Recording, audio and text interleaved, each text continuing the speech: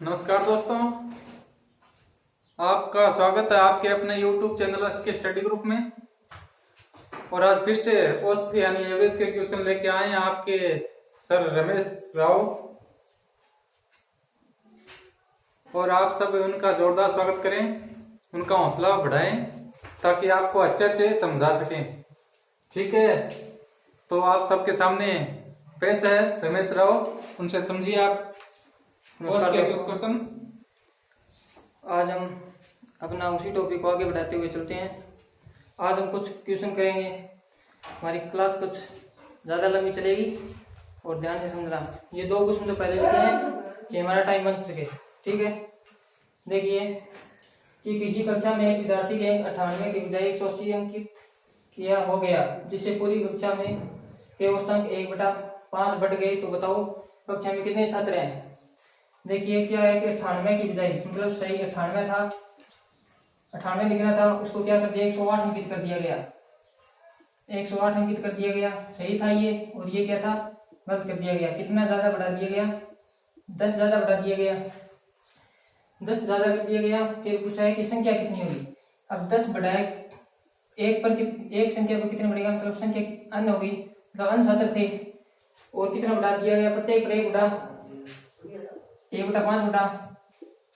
ठीक है, फिर पूछा छात्रों की संख्या क्या होगी, तो छात्रों की संख्या n है, n बराबर 5 × 10, 50 छात्र हैं। ठीक है, कैसे किया कि सभी के 10 बड़े हैं, मतलब 10 तो बड़े हैं लेकिन किस पर बड़े हैं, n पर बड़े, मतलब सभी को 1/5 बढ़ेगा, टोटल 10 बड़े हैं, टोटल 10 बड़े हैं और n पर बड़े 1/5 सभी पर 1/5 सभी पर बड़े हैं, मतलब प्रत्येक को 1/5 दिया जाएगा। तो टोटल छात्र कितने हो गए, 50 हो गए। अब कहोगे कि सर ऐसे कैसे हो गया, तो देखिए 1/5 से करेंगे, टोटल कितना बड़ा, फिर से यहाँ पर 10 आ जाएगा, यानी कि 50 छात्र थे। कितने छात्र थे, 50 छात्र थे। ठीक है, हम देखिए दूसरा क्वेश्चन। 100 संख्याओं का औसत 46 है, 100 संख्याओं का औसत 46 है। बाद में पता चला कि त्रुटि के कारण 16 को 61 और 34 को 16 को 61 और 43 को 34 अंकित किया गया। यह भी ज्ञात हुआ कि कुल संख्याएं 100 की बजाय 90 है, तो वो सही औसत होगा। देखिए क्या हुआ, 100 संख्याएं थी, औसत कितना था, 46 था। संख्याएं 100 थी, औसत कितना था, 46 था। अब अपने फॉर्मूला याद है क्या आपको, औसत बराबर क्या होता है, राशियों का योग बटा राशियों की संख्या होता है ना।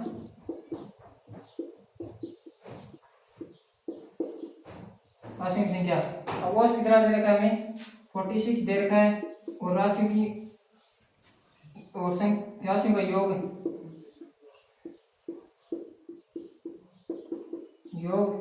बटा संख्या कितनी है, 100 है, यानी कि ये योग कितना आ जाएगा, इससे गुणा हो जाएगा ना, 4600।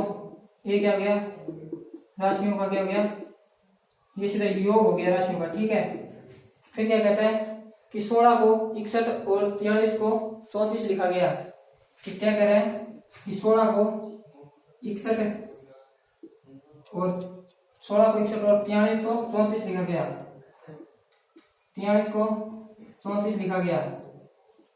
कि 16 लिखना था वहां पर 61 लिख दिया गया गलती से, और 43 लिखना था वहां पर 34 लिख दिया गया गलती से, यानी कि ये सही था और ये गलत था। देखिए 6 3 9 4 कितने करेंगे, कितना हो जाएगा 9 और 5, और यहाँ पर कितना हो जाएगा 5 9, कितना बड़ा, ये सही था ये गलत था, मतलब कितना ज्यादा कर दिया गया, इसमें से घटा लो, घटाएंगे कितना आ जाएगा 6 और 8 में 5 जाएगा 3 36 क्या कर दिया, ज्यादा कर दिया गया, 36 ज्यादा कर दिया गया, मतलब ये 36 इसमें से घटाएंगे 4 6 0 0 - 36। और बाद में क्या बोल रहा है कि 100 की बजाय संख्या कितनी थी, 90 थी। 100 की बजाय अब 100 का भाग नहीं देंगे हम, इसमें 90 का भाग देंगे, यानी कि सही औसत आ जाएगा। अब इसमें 90 का भाग दे दीजिए, 90 का भाग दोगे तो देखिए इसमें से घटाकर कर लो, घटाएंगे तो कितना आ जाएगा 4 5 4 5 4 5 है और 4 4 5 है 6 है 4 आ जाएगा।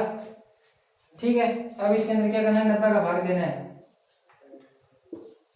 और 90 का भाड़ा कितने जाएगा, 9 बार कितने, 5 बार पूरा पूरा जाएगा। ठीक है, बन जाए कितने, 6 और 4 और 4 बच गया, 64 बच गया। और अब क्या करेंगे, एक शून्य लेंगे तो यहाँ पर भी शून्य लग जाएगा और एक शून्य लगा दी। अब पढ़िए 9 का बढ़ा दिए, 9 छे 54, 9 साथी 63 यानी कि पॉइंट लगेगा 63 730 और इसमें से घटाएंगे 0 1 50.7 और इसमें से फिर भाग देंगे एक बार जाएगा। इस पर का मतलब कि 50.71 कुछ समथिंग आएगा। ठीक है, समझ में आ गया। कह रहे हैं कि 100 संख्या औसत 46 था, बाद में पता चला कि त्रुटि के कारण बाद में पता चला कि 16 को 61 और 43 को क्या लिख दिया गया, 34 अंकित किया गया। जिससे क्या हुआ कि कुल संख्याएं 100 की बजाय 90 थी, मतलब संख्याएं भी क्या थी, 100 की बजाय क्या थी, 90 थी। यहाँ पर दिख नहीं रहा ना आपको, यहाँ पर कर देता हूं। इसके अंदर क्या था ना, भाग देना था 4 5 3, ये 36 लगाया ना, 4 5 6 4 हो गया, 6 4 हो गया।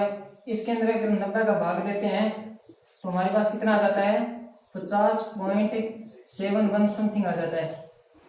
ठीक है, समझ में आ गया। मतलब संख्या 100 थी ना, पहले तो क्या था, 100 का औसत निकाला, बाद में त्रुटि कांड ये हो गया, 46 को 16 को 61 लिख दिया गया और 43 को 34 अंकित किया गया और कुल संख्या 100 की बजाय क्या थी, 90 थी। मतलब सही औसत 90 का निकालना था, हमें 100 का नहीं निकालना था। ठीक है,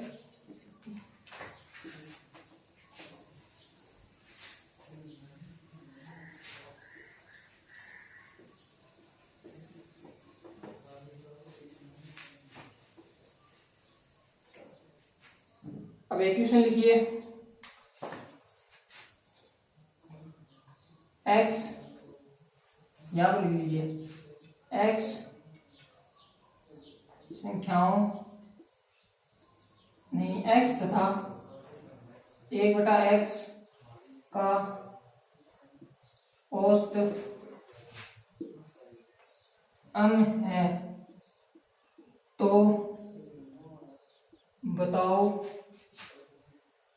x स्क्वायर तथा x स्क्वायर और x स्क्वायर और 1/x स्क्वायर का औसत होगा। अब देखिए क्या, x तथा 1/x का औसत है वो, तो बताओ x स्क्वायर और 1x स्क्वायर और 1/x का औसत क्या होगा। अब देखिए हमें क्या करना है, औसत का फॉर्मूला आपको पता ही है, यानी कि x संख्या 2 है, x प्लस 1/x बटा 2 औसत आ जाएगा, कितना आया, आया।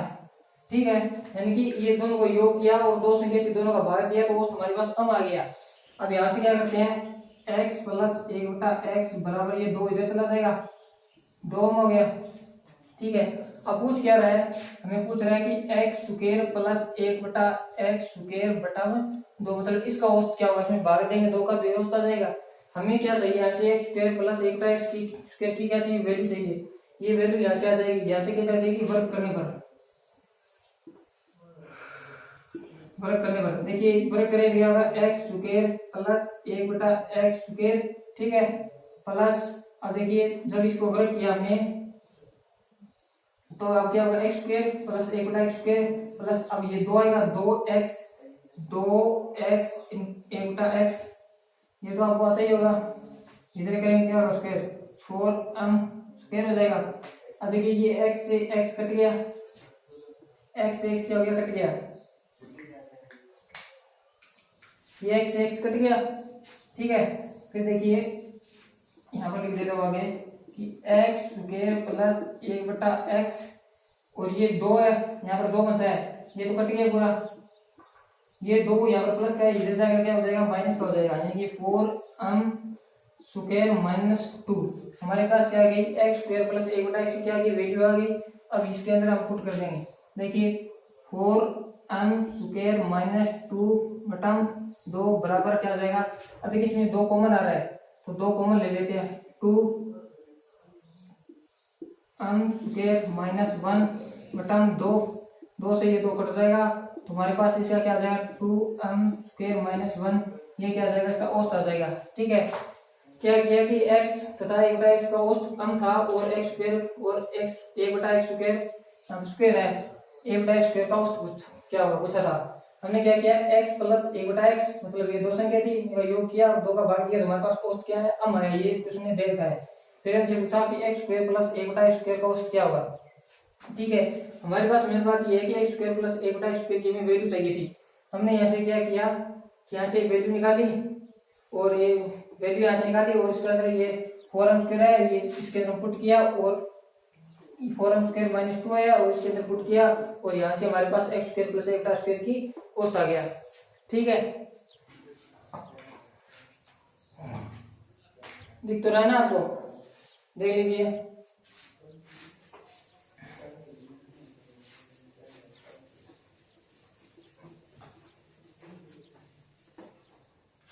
अब एक क्वेश्चन आप कीजिए ए बी तथा सी का औसत m है और ये भी दे रखा है कि A B plus B C plus C A बराबर 0 है। ये भी 0 दे रखा है और हमसे पूछा गया है कि ए स्क्वायर बी स्क्वायर तथा ए स्क्वायर बी स्क्वायर तथा सी स्क्वायर का औसत होगा।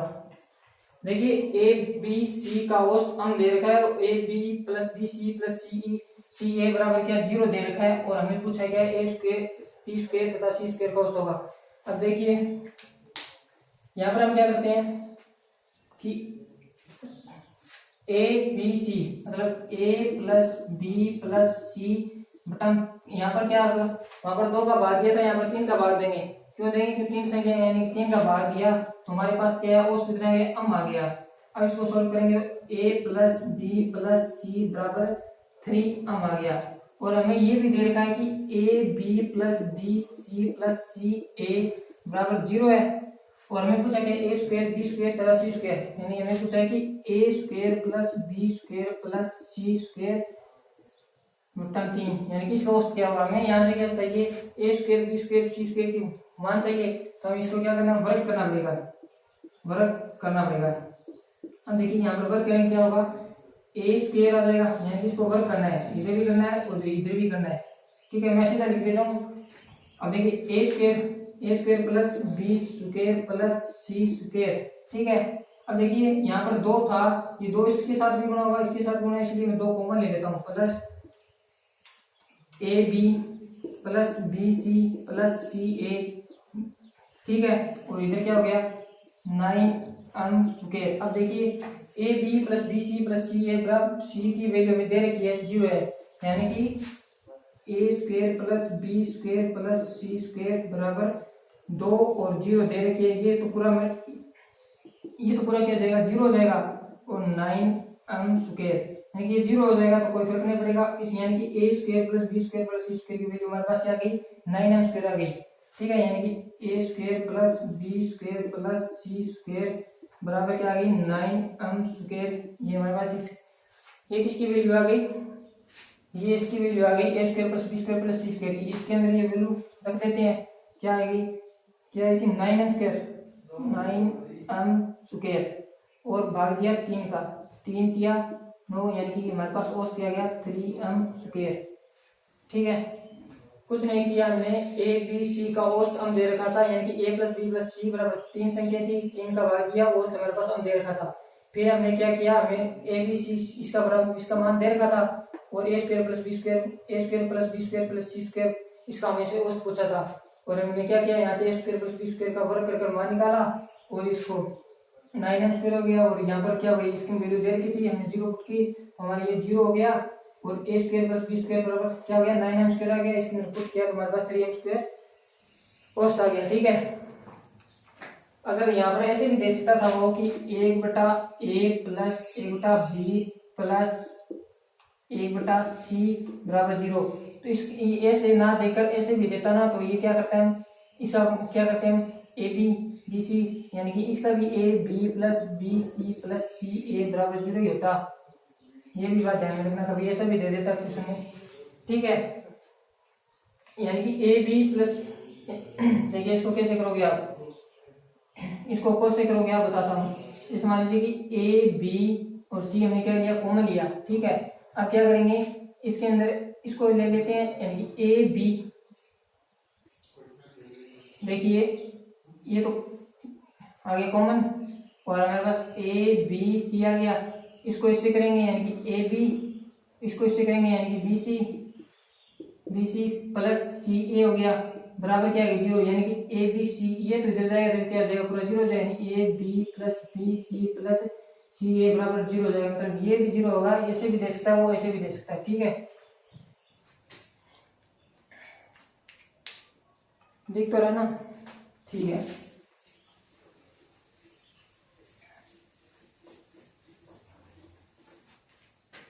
अगला क्वेश्चन लिखिए। हाँ, पांच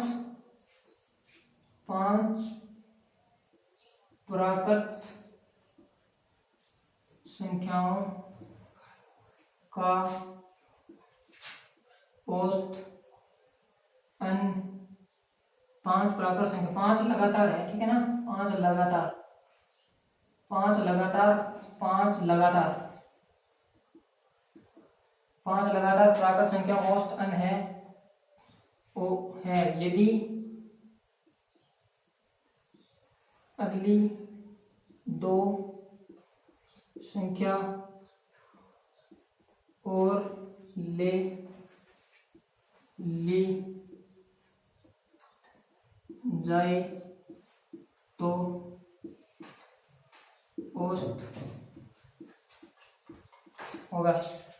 कह रहा है कि 5 लगातार प्राकृत संख्या औसत n है, यदि अगली दो संख्याएं और ले ली जाए तो औसत क्या होगा। मुझे बताइए कि 5 लगातार प्राकृत संख्या को, प्राकृत संख्या तो जानते हैं ना, 1 2 3 4 5, आप कौन सी भी ले लेना 5 प्राकृत संख्या। जैसे मान लीजिए मैं तो 1 2 3 4 5 लेता हूँ। औसत क्या होता है, राशियों का योग संख्या, या तो क्या करते हैं हम पहली संख्या और अंतिम संख्या, मतलब जब गैप समान हो ना तो हम क्या करते हैं, पहली संख्या और अंतिम संख्या का योग कर 2 का भाग देते हैं, यानी कि इनका योग किया तो हमारे पास 6 आया, और 2 का भाग किया तो 3 आया। और वैसे भी औसत क्या है, बीच वाला औसत होता है हमेशा, यहाँ देखना जब सेम हो, मतलब अंतर समान हो तो हमारे पास बीच वाला है ना, वही क्या होता है, औसत होता है। यानी कि यहाँ पर तो औसत 3 आ रहा है, इसके हिसाब से 5 का औसत क्या आएगा। मान इसके अंदर मैं क्या करूँ, यानी 2 संख्या 6 और 7, 2 संख्या फिर औसत क्या हो गया, 1 बढ़ गया, यानी कि 1, अगर 2 संख्या ली मैंने तो औसत क्या हुआ, 1 बढ़ गया, यानी 3 से 4 हो गया, इधर भी 3 इधर भी 3, यानी बीच वाली औसत 4 हो गया। तो पूछ रहा है कि 5 प्राकृत संख्या, ये थोड़ी जरूरी थोड़ी ये भी हो प्राकृत संख्या, 5 प्राकृत संख्या कहीं से भी ली जा सकती है। जैसे मान लीजिए 5 6 7 8 9 ले लेता।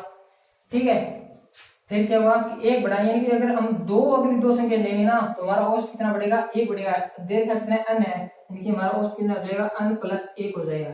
ठीक है, अगर कहता अगली 3 संख्या और ले ली जाए तो हमारा औसत क्या होता, हमारा औसत होता, मतलब 3 लेगा 1 लेगा तो 0.5 बढ़ेगा, 2 लेगा तो 1 बढ़ेगा, और 3 लेगा तो 1.5 बढ़ेगा, मतलब कि उससे जितनी लेगा उससे आधा हमारा औसत बढ़ेगा। ठीक है,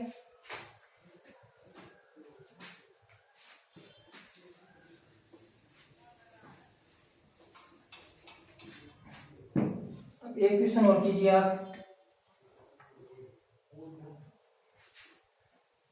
15 संख्याओं का औसत 0 है। 15 संख्याओं का औसत क्या है, 0 है, तो बताओ अधिकतम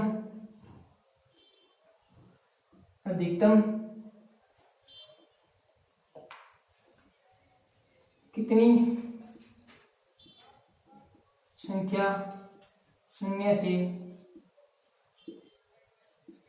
अधिक हो सकती है। क्वेश्चन कह रहा है कि 15 संख्या को शून्य है तो बताओ अधिकतम कितनी संख्या शून्य से अधिक हो सकती है। ठीक है, लाइट करी है 15 संख्या को 0 है और बताओ कि अधिकतम कितनी संख्या शून्य से अधिक हो सकती है। अब मुझे बताओ अधिकतम शून्य कितनी अधिक हो सकती है। देखिए जैसे मान लीजिए कि 15 से शून्य से अधिकतम कितनी संख्या हो सकती है, मतलब कि शून्य से अधिकतम मैं 1 लेता हूँ, 2 लेता हूँ, 3 लेता हूँ, इसमें मैं 14 तक ले लेता हूँ, यानी कि 14 तक तो ले ली मैंने।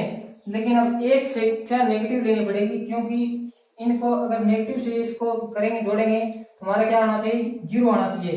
ठीक है, 0 में किसी का भाग दो 0 आता है, मतलब औसत भी 0 हो जाएगा। मतलब ऐसी संख्या 14 ली जा सकती है, यानी कि इस प्रकार से 14 संख्या ली जा सकती है।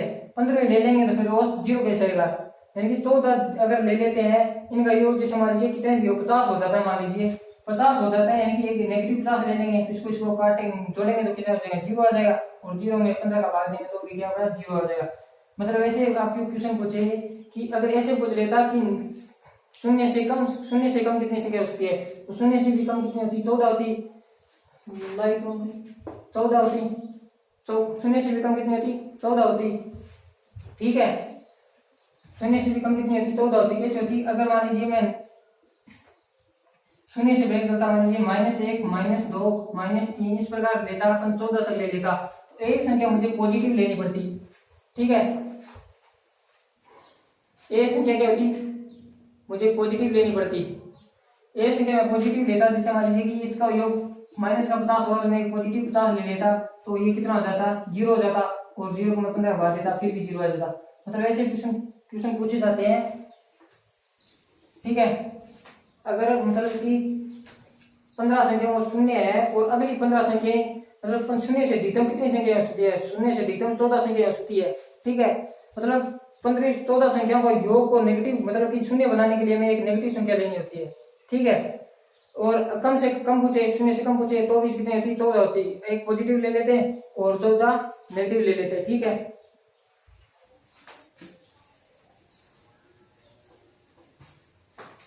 एक क्वेश्चन और लिखिए, सब तो ठीक है ना आपको। लाइट नहीं है भी आज। हाँ,